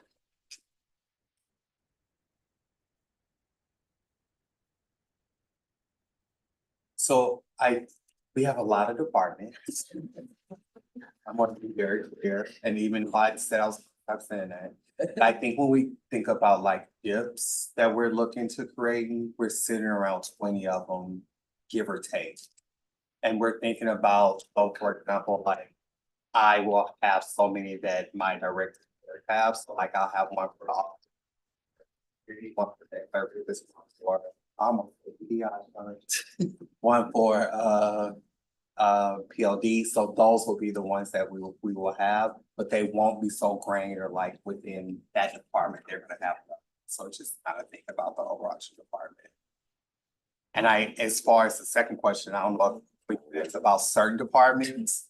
I think this is an opportunity where we're trying to like really be very clear, like this is school improvement is the work of everybody in central office. Okay. So it's not like we're just like saying like it's just one department that we're really looking into, but we are looking inclusive of like our operations side of the house, really pulling them in too, so that they can see like they too have a role in this and just kind of the work that they're doing at the same time. So what I want to say about that is I do hope there's space for feedback around that and direction from our schools specifically. Because I do think that I hear, I'm not to call out a specific department, but I do hear certain departments having a greater direct impact on a school's success. And so I don't hear about all 20 of our departments. Actually, I was like, kind of surprised me when you said that number. There are certain departments that I hear about really, really frequently in terms of the impact that they have on schools. And so how does feedback fit into that from our schools directly, from our community and our families, as we think about, you know, the areas of focus and how to be intentional? That's it for my questions. Thank you all so much for this work this evening. Did you have something else? I was having a flashback to my central office days. Okay. All right. Let's have an conference. Yes. All right, we have one more item on our agenda this evening. We'll dive into kind of looking at our overall scope and sequence for our instruction. So, before we dive into it, Jesse, could you go to the next slide, please? So there's a couple things that I want to just frame before we dive into the draft.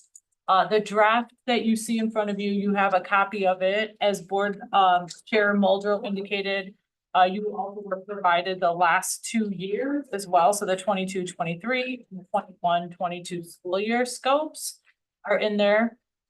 In addition to how this draft has come to be right now in draft form, we heard directly from Megan, our student rep, thank you so much, and her input that she gathered from others to think about what she wanted to see. That is reflected in here. We heard from the board at the retreat, if you recall, and we got a lot of input from the board at that time, and that is reflected in here as well. I think what else is reflected is the conversation we just had around our overall school improvement process and our district improvement process, and where some of that progress data will show up along the way. And then I think the last thing I will say is that the work group scope is really trying to ensure that we focus on student achievements, right? We are an educational institution.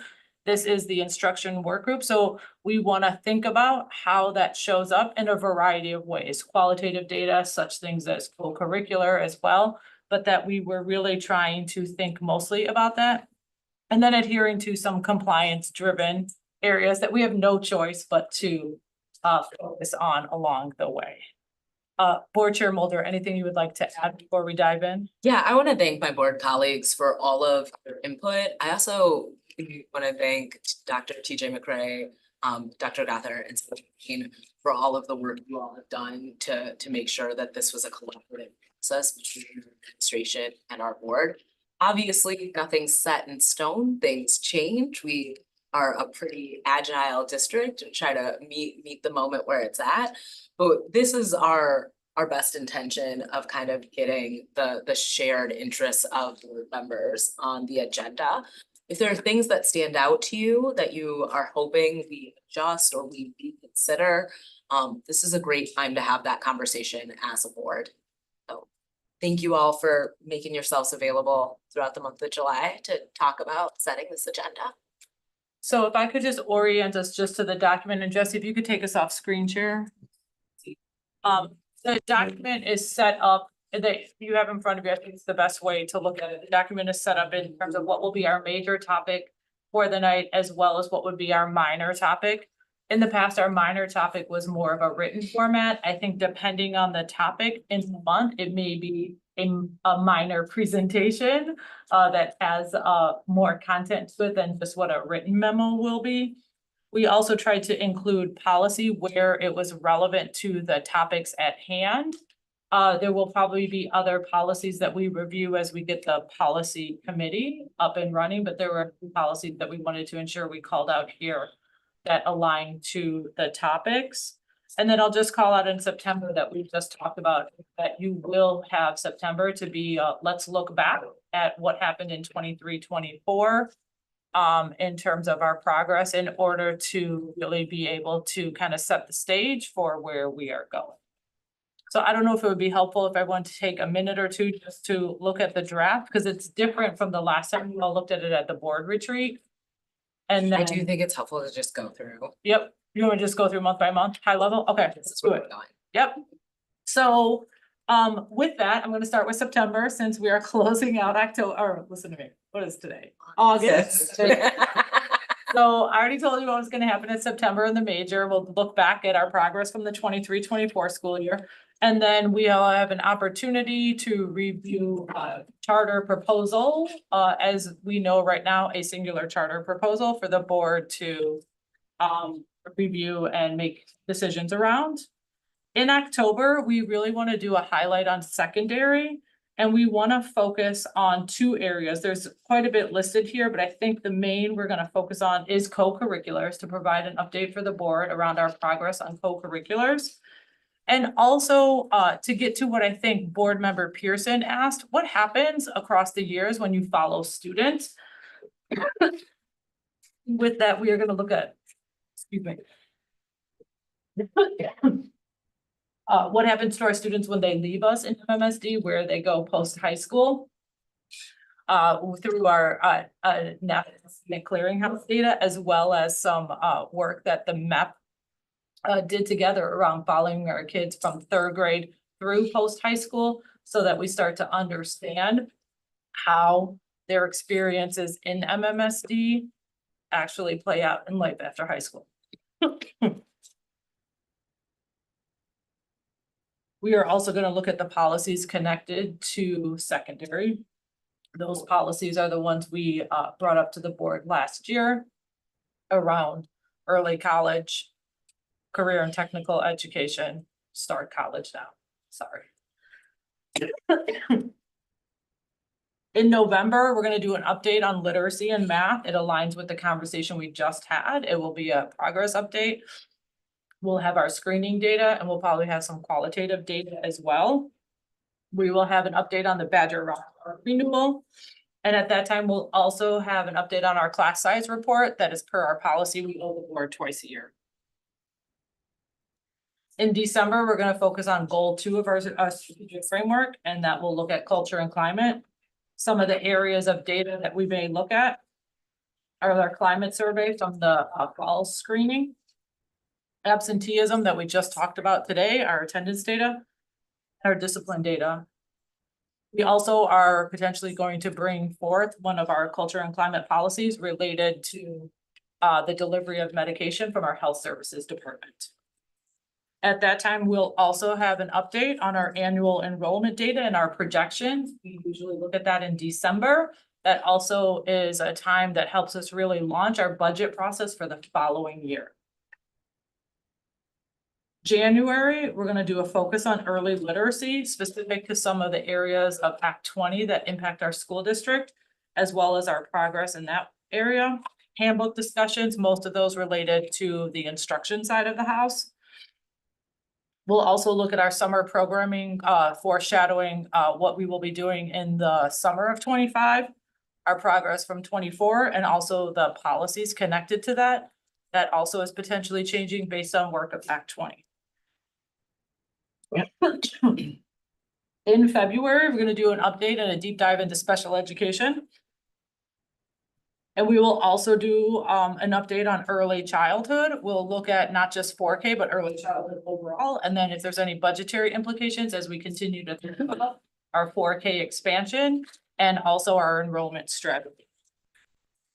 You'll get another update on our class size report at that time per our policy of what our second semester looks like. March, we'll do another update into culture and climate. And we're gonna do an update into partnerships. The culture and climate is gonna focus on mental health, which is an area of emphasis for us in terms of investments as well as student needs. And then where we are with our high intensity partnerships and potential renewals.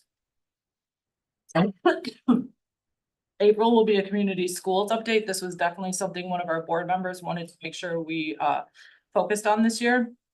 And then board members also asked for an update on educator effectiveness. In May, we're gonna do an update on where we are overall around middle schools, our middle school model connected to our facilities, and really thinking about what that means also for the arts. That will be a perfect time after our referendum has passed and we're able to begin thinking about the potential changes for the 5 middle schools that are up for construction. We'll also do an update on PI 25 as that's the time we have to talk about PI 25 for the following year. And we'll end in June, and I'm gonna end because I gotta stop talking. No, I hear you. I'm feeling for Oh, I know, dying. No, just kidding. June, we're gonna do an update on where we are overall in standards-based learning. We provided the board a few updates, mostly through written updates, but we wanted an overview of where we are and where we're going as a system. And we also want to make sure we provide an update on where we are with our multilinguals, our multilingual plan, and where we are going in the future in terms of service our multilingual learners. That is a high-level overview of our instructions worker for the 24-25 school year. I would love to turn it back to. I'm so sorry. No, it's fine. I'm just fine, but I do want to make sure we leave time to see if we missed anything from all of the input we've gotten so far, and if there's anything else that people feel like we missed in the scope so far. Thank you. Thank you very much, Cindy.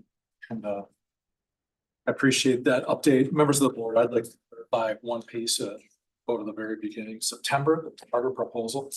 Just because there's been some community discussion about this, I want to share with you just a little bit of insight in terms of what charter proposal means, 30,000, 10,000. In our district, we're at the very or near the very beginning stage of a charter proposal from a community organization. The McKenzie Foundation, along with the Boys and Girls Club of Dane County, are putting together and informed us in June that they are going to submit an application for a charter school to partner with MMSD as an instrumentality. Our policy is very well spelled out. There's a timeline in there. And the September activity that will come from work is an initial application that you will receive. So it is not a vote on whether or not we are moving in this direction. It only begins the process of how this partnership will come together. And there'll be many other milestones that will be reached that will lead up to your eventual the eventual recommendation for you to approve this as an instrumentality charter. So I just want to share in case anyone's listening out there, this is a public document. Charter proposal is indeed an initial application to seek partnership with the district. You will receive in September. Thank you. I want to open for conversation from board members. Is there anything folks are hoping we adjust or change, anything discussed that folks are not seeing reflected in our agenda? Board Member Simpkin. So I know we were talking about at the beginning of next year, I believe, moving to having a separate policy meeting. I don't see policies up for review embedded in this. Is that something that we're gonna have for the first half of the school year? Other than in October? See. Yeah, so I think that there's policy implications throughout this agenda. And this agenda doesn't necessarily specify the tools or materials board members will be provided with to have any given conversation. But obviously, if we're having a report on our class sizes, there's a necessary conversation around our you can't have that conversation without talking about our class size policy. And I'm wondering if you're hoping we have kind of more of an explicit reference to policy throughout the agendas. I'm specifically talking about our cadence of the review and update of policies. Oh, the two reviews. Yeah. And so I was just wanting to know that that's still happening through the rest of this year within this group, or is there a change?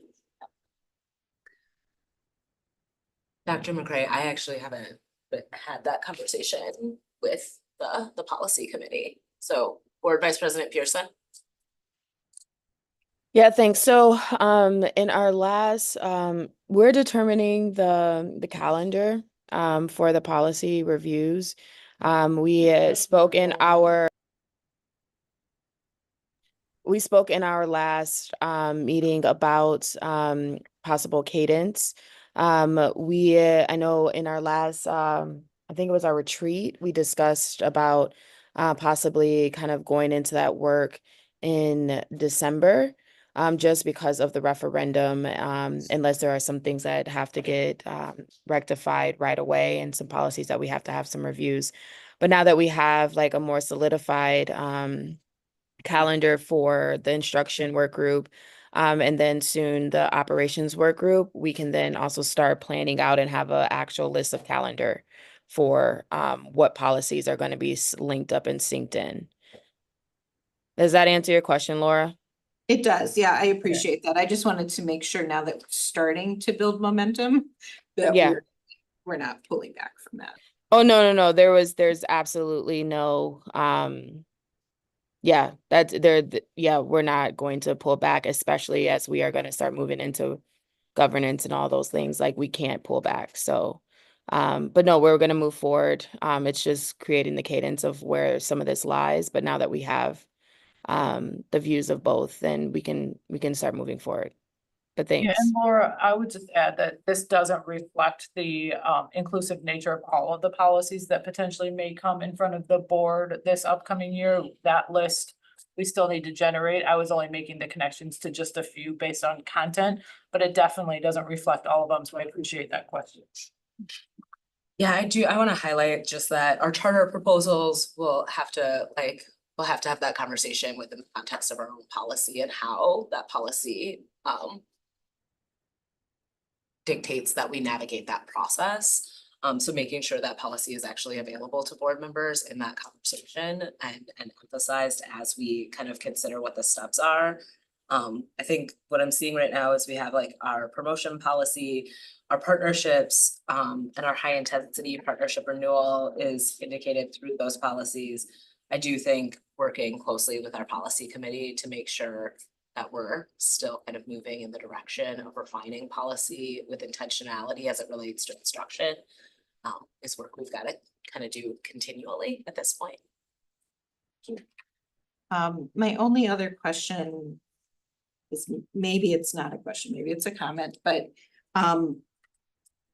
as we've been talking about board governance, one of the things we've been talking about is having a regular cycle of receiving data. And that's not embedded in here, of course, because we haven't determined that yet. And I'm hoping that that will be embedded as we determine what those data points are and the frequency in which we're looking for them, that can be added into this.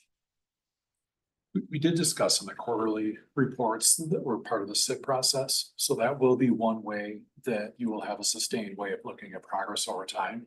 If that's too narrow, or if there are additional things, those are certainly companion reports that we can make part of that.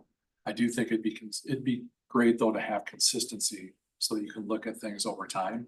That's not just a kind of a shot in the dark kind of data that we're just sharing the out of requests. It'd be nice to have that agreement and build that system review.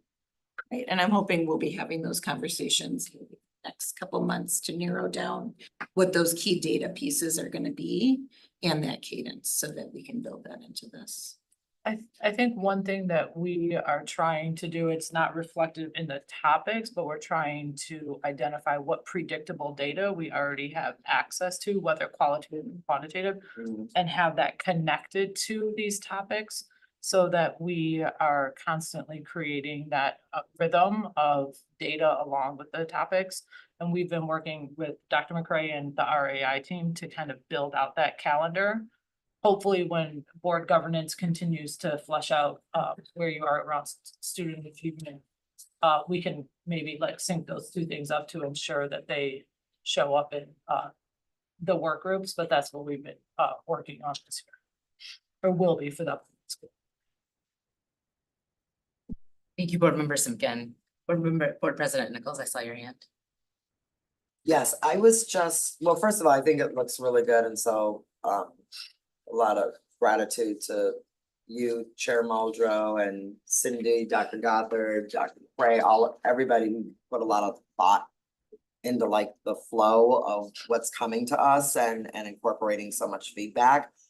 I am taking a look at equity projects that we've invested in for this school year. And I'm just doing a quick reference. So we invested a lot in community schools and village builders. So it's great to see a community schools update in here. We made an increase in 4K staff. And I was just wondering. That'll be in March, the early child, or February, excuse me, the early childhood update.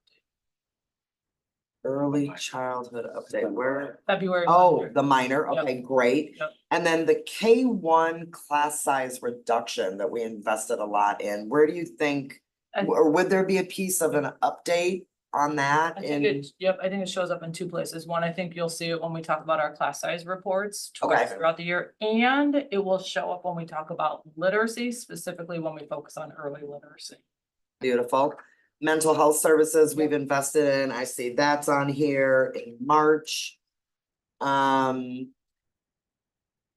We made some adjustments for student services staff. I don't know if that shows up necessarily in the instructional flow, although our student services staff are key to many aspects of our school. So I think it'll show up with culture and climate. Okay. As well as with special education.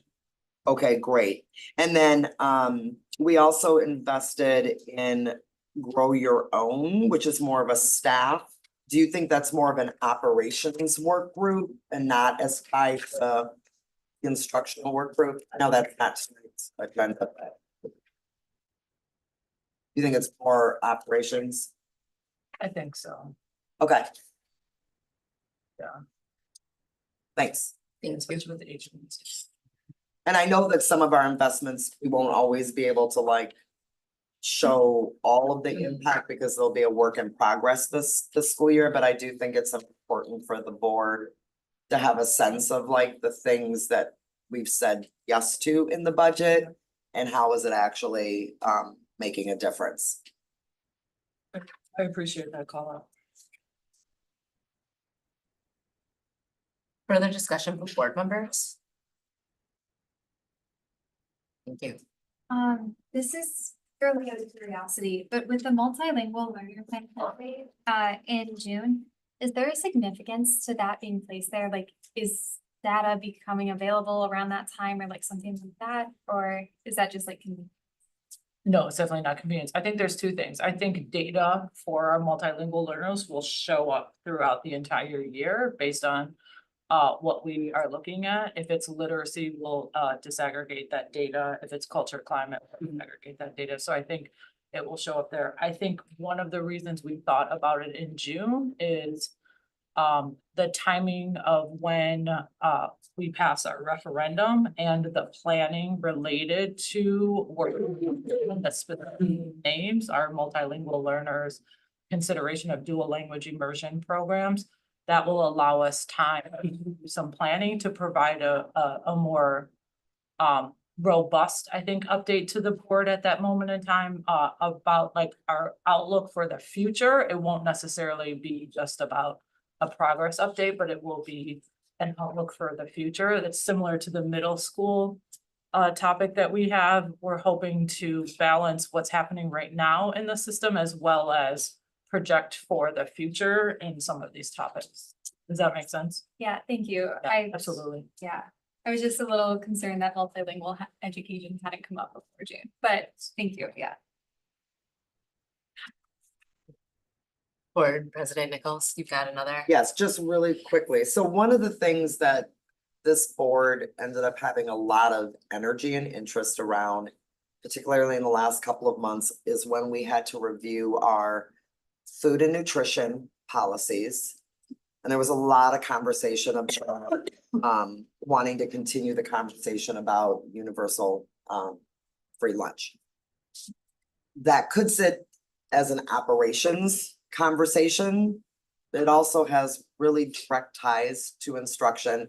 And I don't know exactly what's on the operations workflow, I mean, in terms of reviewing everything right now, but I'm just putting it out there to say it seemed like I heard a lot of energy around that conversation. And what would it, I've heard board members like kind of emphatically state a desire and interest for us to keep that conversation going. And so I don't know if it's an instructional work group. I just am making note that it feels like a conversation that folks would like to keep having at some point. And I don't know where it fits. I mean, my recommendation would be we'll take it back to the team. I know next week you'll also have an opportunity to provide some input on the draft of the operation work group scope and then. Thank you. I agree completely that there are a lot of instructional both opportunities and implications in terms of nutrition. And so thank you for emphasizing that, and I'll follow up with you, Cindy, as greater clarity around how the work groups will complement each other. Yeah. Further discussion from board members? I'm gonna add myself to the deck and just say, last year in the instruction work group, we had several conversations about transportation. I want to be as optimistic as possible going into this next year about where we'll land in terms of transportation and the importance of transportation. I think one of the reasons the conversation often landed in instruction was really kind of the urgency with which we needed to have the conversation and the fact that this is the first meeting of every month. Going into this next year, do we feel like we will want to utilize or leverage the board meeting or the work group spaces to navigate transportation or engage in a public conversation around transportation? At this point, it would be my expectation that no, we don't use this time to discuss transportation, that we have staff in place, that medical has been very good. Experience last year, that change was really challenging, you know, going from a 2-tier and 3-tier system. We have that in place now. We're getting fully staffed, and the expectation is that we run systems as normal from day one. We always know there's some transition at the start of the year, new routes, new students, mixed up and things of that nature. But I'd like to find other avenues to communicate if the need be, both with our staff and community and the board. Thank you. I greatly appreciate that. Any further discussion from board members? If not, I will entertain a motion to adjourn. Move that we adjourn. Second. All those in favor? Sorry, Megan, your advisory vote? Aye. That motion carries 5, I'm sorry, thank you, Maya. That motion carries 6-0. Have a nice night, y'all. Thank you. Thank you. Okay, you ready for my favorite?